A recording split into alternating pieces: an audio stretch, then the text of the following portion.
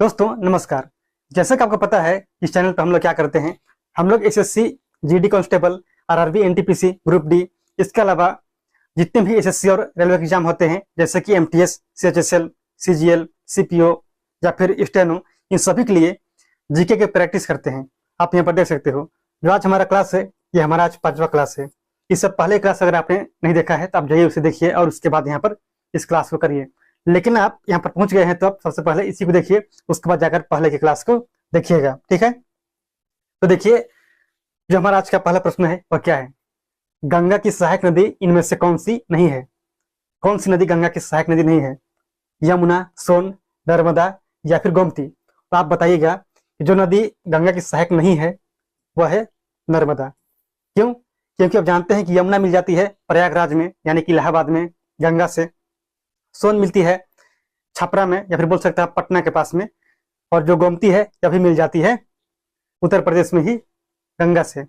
लेकिन जो है नर्मदा है यह निकलती है अमरकंटक की पहाड़ी से, या फिर आप बोल सकते हो मैकाल पर्वत की जो सबसे ऊंची चोटी है अमरकंटक, वहीं से निकलती है नर्मदा और बहती है पश्चिम की ओर। और आप जानते हैं कि जो नर्मदा है यह पश्चिम की ओर बहने वाली नदी है, यानी कि गिरती है अरब सागर में। और जो नदियां अरब सागर में गिरती हैं वह क्या अपनाती है, तब बताइएगा कि वो अपनाती है ज्वारनदमुख यानी कि एस्चुअरी। लेकिन जितनी भी नदियां हैं जो बंगाल की खाड़ी में गिरती हैं ये सब बनाती है, क्या बनाती है, तो डेल्टा, ठीक है। इसके अलावा ताप्ती, माही और लूनी ये सारी नदियां बहती है पश्चिम की ओर, ठीक है। कोई दिक्कत नहीं है तो आगे बढ़ जाते हैं। अगला है कि सतलज नदी भारत में किस दर्रे से होकर प्रवेश करती है। सतलज जो कि सिंधु की एक सहायक नदी है, पता है आपको, पता होगा क्योंकि हमने इसके बारे में बहुत बार बात किया है। तो सतलज जब प्रवेश करती है भारत में तो हिमाचल प्रदेश से होकर, यानी कि हिमाचल प्रदेश में ही सबसे पहले इंटर करती है। तो वहां पर एक दर्रा है जिसका नाम है शिवकिला दर्रा। क्या नाम है? शिवकिला, जो कि हिमाचल प्रदेश में है। इसी दर्रे से होकर के यह नदी भारत में प्रवेश करती है, कोई दिक्कत नहीं है। और जानते हैं कि जो व्यास नदी है वह सतलज की सहायक नदी है, पता है आपको, पता होगा कहां पर मिलती है। तो आपने नाम सुना होगा हरिके, सुना है हरिके बराज, जहां से एक नहर का निर्माण हुआ है, जिस नहर के थ्रू राजस्थान तक पानी को लाया जाता है, जिसका नाम है इंदिरा गांधी नहर, ठीक है। हिमाचल प्रदेश में और बहुत सारे दर्रे हैं जैसे कि बारालाचाला, ये कहाँ पे है, ये भी है हिमाचल प्रदेश में, हिमाचल प्रदेश। जेलेपला सिक्किम में है, सिक्किम। सिक्किम में एक और दर्रा है जिसका नाम है नाथुला, नाथुला, नाथुला दर्रा। बोमडिला है अरुणाचल प्रदेश में, अरुणाचल प्रदेश, ठीक है।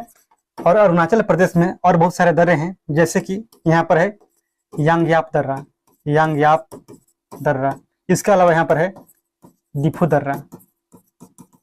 अगर हम बात करते हैं लद्दाख में तो वहां पर है आपका जोजिला दर्रा, लद्दाख में क्या है, जोजिला। इसके अलावा बनिहाल दर्रा, बनिहाल। इसके अलावा वहां पर क्या है, काराकोरम दर्रा, काराकोरम, ठीक है। अगर हम बात करते हैं उत्तराखंड में तो उत्तराखंड में कौन कौन से दर्रे हैं, उत्तराखंड, उत्तराखंड में है लिपुलेख दर्रा, लिपुलेख, माना दर्रा। इसके अलावा नीति दर्रा, ये सब कहाँ है, ये सब है उत्तराखंड में। और मणिपुर में एक दर्रा है, मणिपुर, इसका नाम क्या है, इसका नाम है, बताइए, आप ही बता सकते हैं, तुजु दर्रा, ठीक है, तुजु दर्रा, तुजु दर्रा। तुजु दर्रा मणिपुर को म्यांमार से जोड़ता है, ठीक है, कोई दिक्कत नहीं है। लेकिन बहुत सारे ऐसे लोग होंगे जिनको पता नहीं होगा कि भाई दर्रा होता क्या है, दर्रा का मतलब क्या है। तो देखिए इस प्रकार से कोई भी माउंटेन होता है, माउंटेन रेंज यानी कि पर्वत श्रृंखला, तो होता क्या है कि कहीं पर इसकी हाइट कम होती है यानी कि ऊंचाई कम होती है, या फिर कहीं पर यह क्या होता है, डिसकंटिन्यू होता है, यानी कि बीच में गैप होता है बहुत ज्यादा, बहुत ज्यादा भी नहीं होगा लेकिन एक मतलब किसी क्रॉस करने की इतना जगह खाली होता है, तो उसे हम लोग बोलते हैं दर्रा। यानी कि बीच से डिसकंटिन्यू हो या फिर उसकी ऊंचाई कम हो यानी कि हाइट कम हो, उसे हम लोग क्या बोलते हैं, दर्रा बोलते हैं, ठीक है। माउंटेनियस पास यानी कि पर्वतीय दर्रा।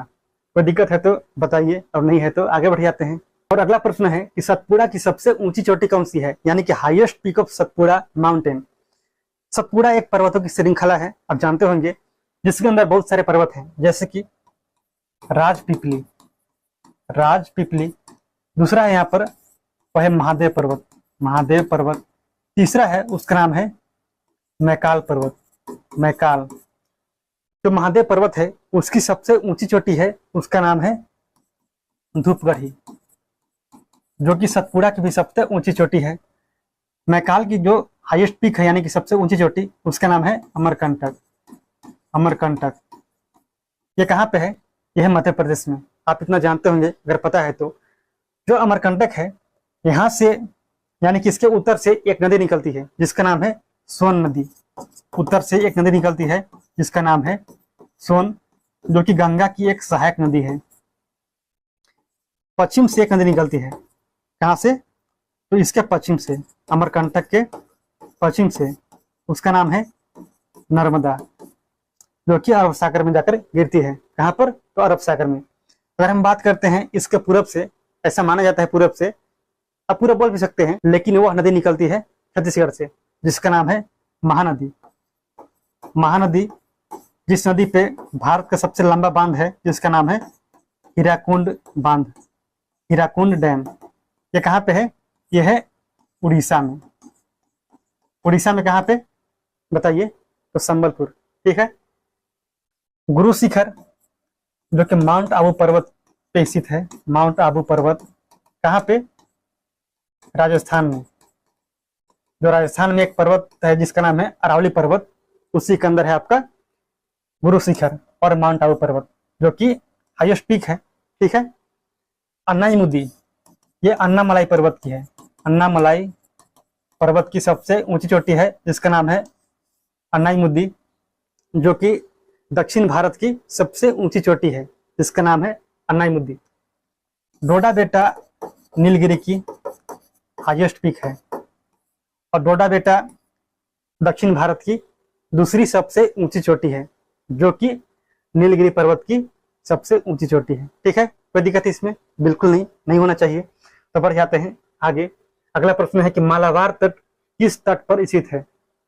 हमारा जो देश भारत है, भारत में कुछ कोस्टल प्लेन है और कुछ कोस्ट भी है, जिसके बारे में हम लोग बात करेंगे किसी क्लास में। तो आप यहाँ पर देखिए, आपसे पूछा गया है कि मालाबार तट किस तट पर स्थित है, यानी कि पश्चिमी तट पर है या फिर पूर्वी तट, आप यही बताना है। इसमें बहुत ही सिंपल है।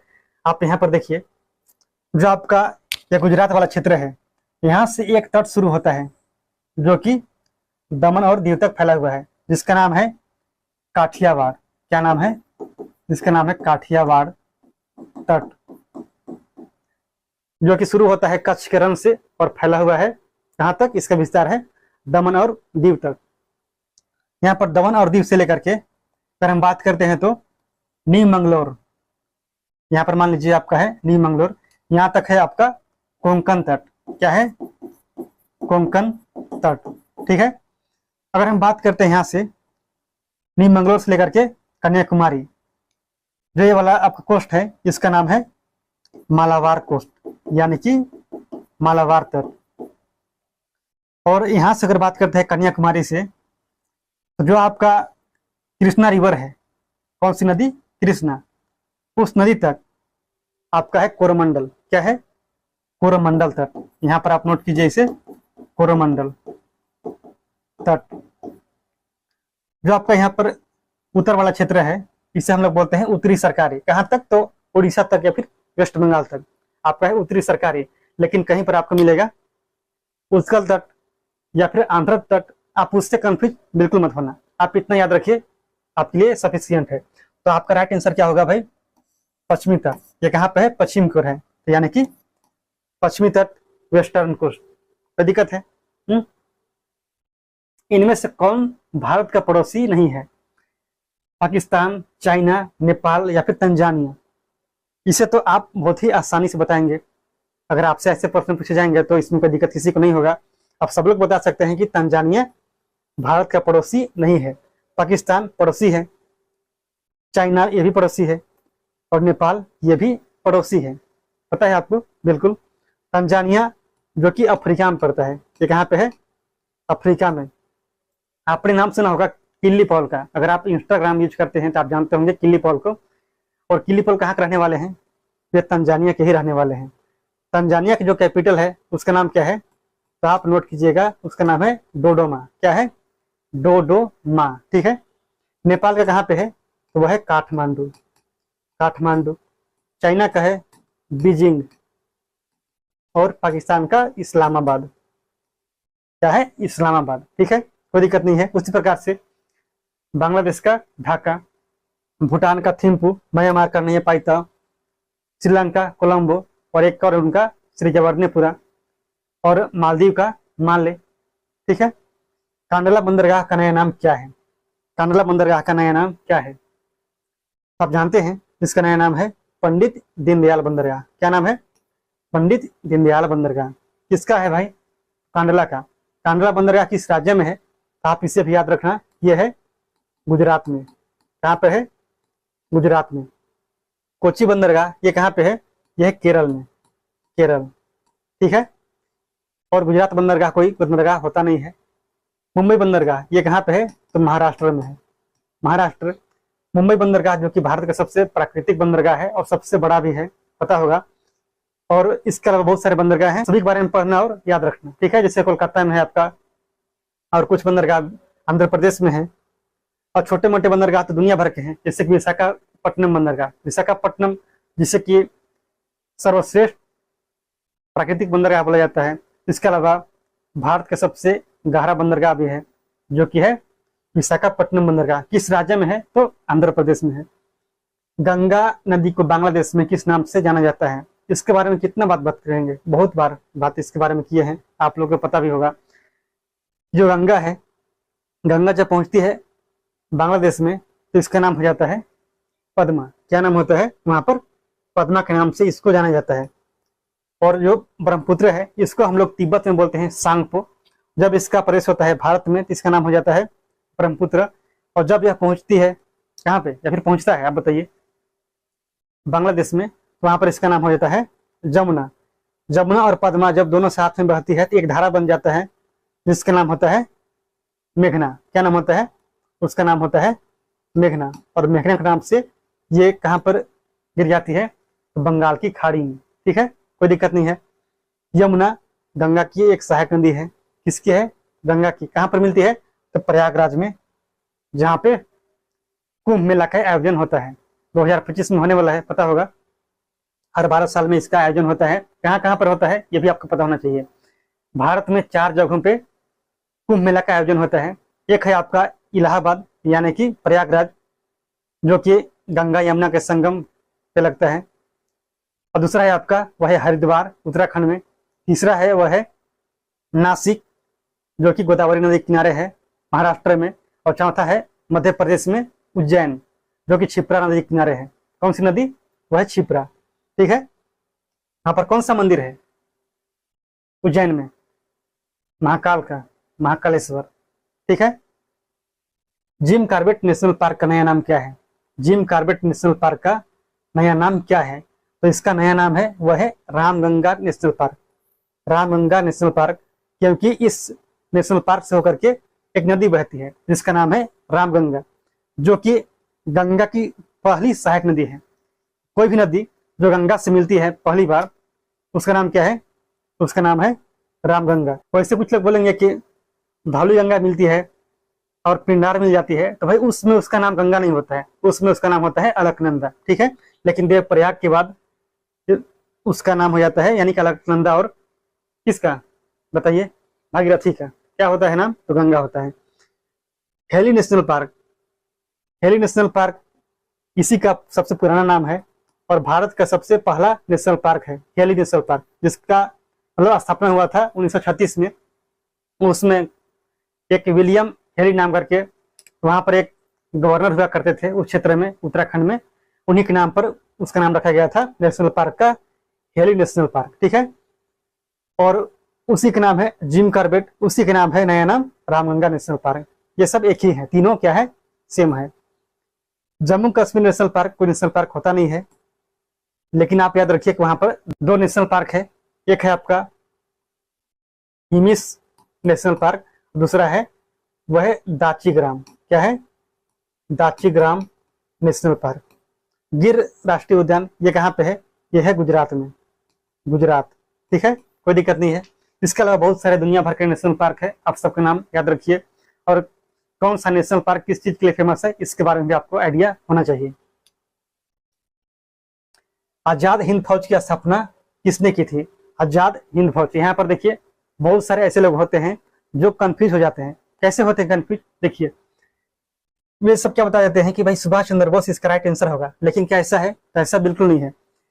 आजाद हिंद फौज की स्थापना हुई थी रास बिहारी बोस के द्वारा, रास बिहारी बोस।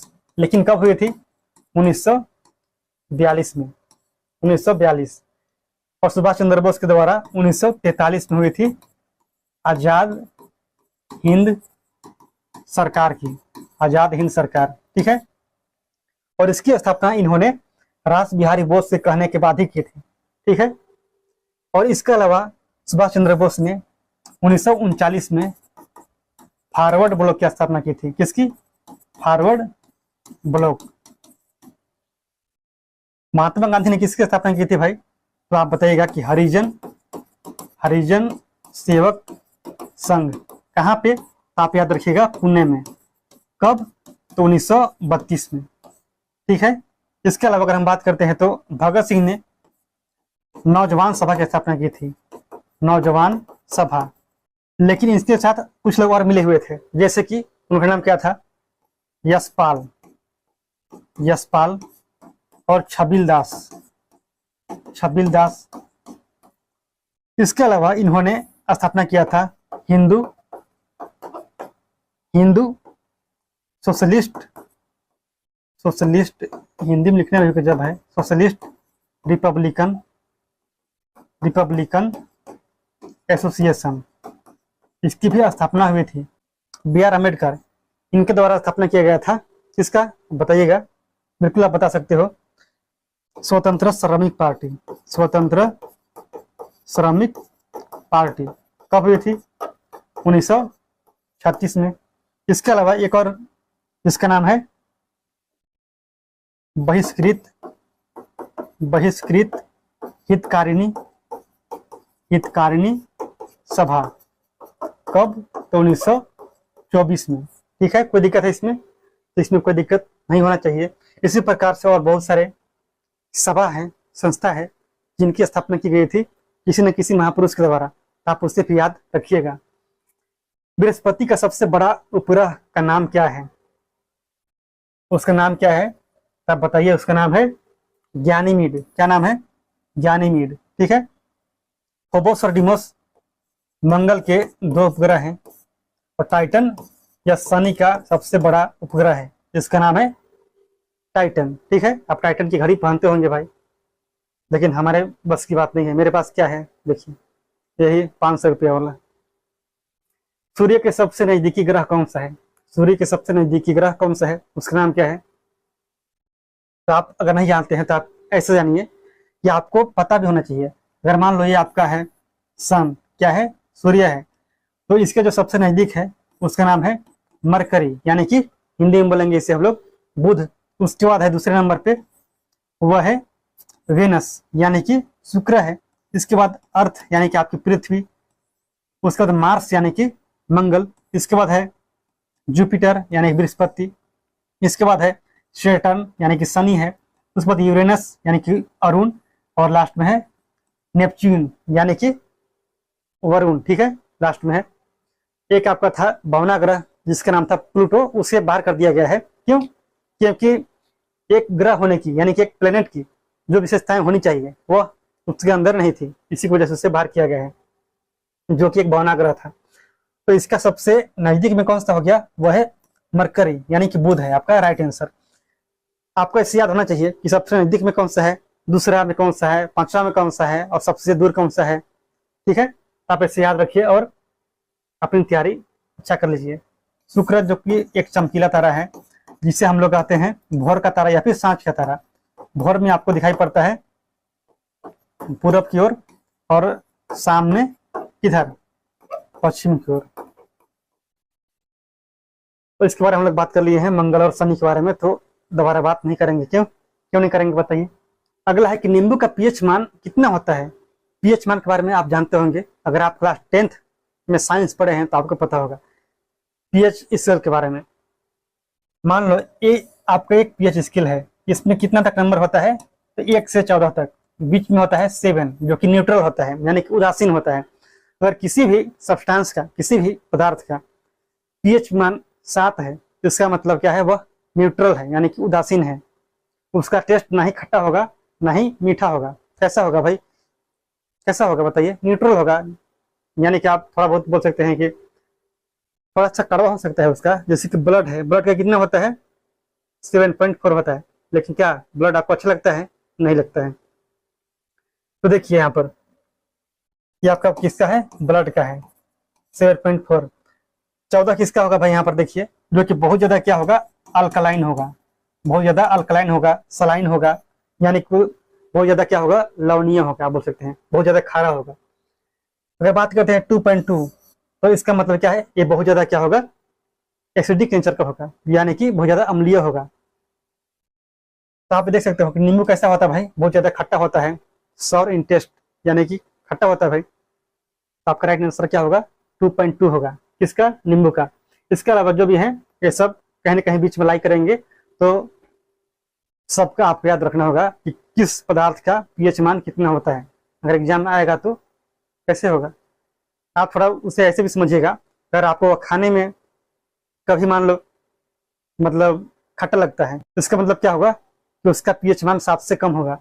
अगर आपको कड़वा लगता है, यानी कि थोड़ा खारा लगता है, तो 7 से ज्यादा होगा, ठीक है। लेकिन कितना ज्यादा होगा इसके बारे में आपको आइडिया होना चाहिए। तो ये आपके कुछ इंपॉर्टेंट प्रश्न थे, क्या इसके बाद भी है कुछ। अच्छा एक और है, विश्व युवा दिवस कब मनाते हैं। विश्व युवा दिवस पता है, बिल्कुल पता होना चाहिए। ये मनाते हैं हम लोग 12 अगस्त को विश्व युवा दिवस, और 12 जनवरी को मनाते हैं राष्ट्रीय युवा दिवस। राष्ट्रीय युवा दिवस क्यों मनाते हैं, तो स्वामी विवेकानंद जी के जन्म दिवस के अवसर पर, ठीक है। आपको पता है क्या, इन्होंने कब शिकागो में धर्म सम्मेलन में हिस्सा लिया था, कब इन्होंने अपना स्पीच दिया था, तो बिल्कुल पता होना चाहिए 1893 में, ठीक है। उन्होंने बताइए कि रामकृष्ण मिशन की स्थापना कब हुई थी, कब हुई थी, तो 1897 में। किसके द्वारा, तो स्वामी विवेकानंद जी के द्वारा। कहाँ पे हुई थी, तो बंगाल में हुई थी। 8 सितंबर को हम लोग मनाते हैं हिंदी दिवस। क्या मनाते हैं, हिंदी दिवस, ठीक है। 24 दिसंबर को मनाया जाता है राष्ट्रीय उपभोक्ता दिवस। राष्ट्रीय उपभोक्ता दिवस, ठीक है। आपने नाम सुना होगा कोपरा का, कोपरा यानी कि कंज्यूमर प्रोटेक्शन एक्ट 1986, ठीक है। एक अधिनियम आया था, उपभोक्ता संरक्षण अधिनियम 1986। इसमें क्या था कि अगर मान लो कोई भी एक कंज्यूमर है, जैसे आप कहीं से सामान खरीदते हैं, अगर मान लो वह एक्सपायर्ड है, एक्सपायरी डेट खत्म हो गई है, तो आप उसका कंप्लेन कहाँ पर करेंगे। अगर मान लो जो भी दुकानदार है, जो सेलर है, विक्रेता, अगर उस प्रोडक्ट को वापस नहीं लेता है, तो आप तो किसी के पास कंप्लेन नहीं कर पाएंगे। तो इसीलिए इसका भी एक अलग क्या है, कोर्ट है, इसका भी अलग सुनवाई होगा। किस अधिनियम के तहत, तो उपभोक्ता संरक्षण अधिनियम 1986, ठीक है। और 15 मार्च को हम लोग सेलिब्रेट करते हैं हर साल, क्या करते हैं, तो उपभोक्ता